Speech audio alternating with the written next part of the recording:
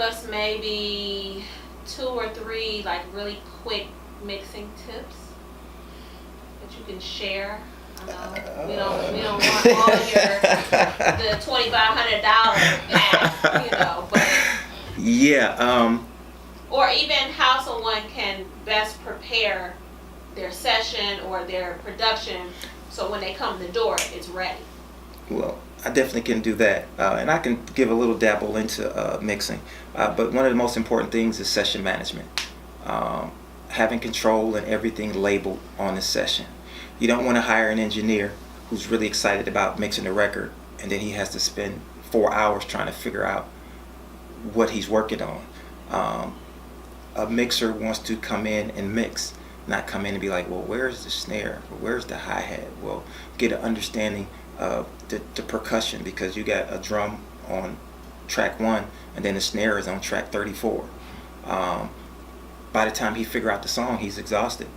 It's like he's going to want to come back the next day, and the thrill is gone. And of course he will complete the job, but if you're at home and the time is free, and how hard is it to arrange the track? Or what I teach my staff, if you go into a professional restaurant, the kitchen is clean. If you go to somebody's house, the kitchen is dirty and they can cook.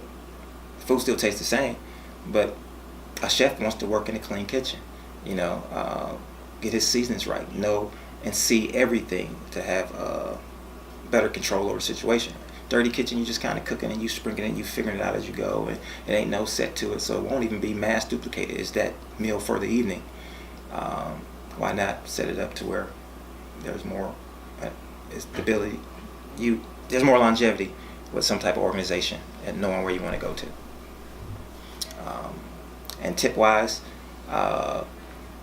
compression, understanding EQ, and creating volume with EQ instead of fader levels.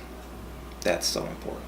I know you have a passion for what you do, and for someone that is interested in being a recording or mixing engineer, what advice would you have, as far as, is there a path, a suggested path of how you would achieve becoming a professional engineer?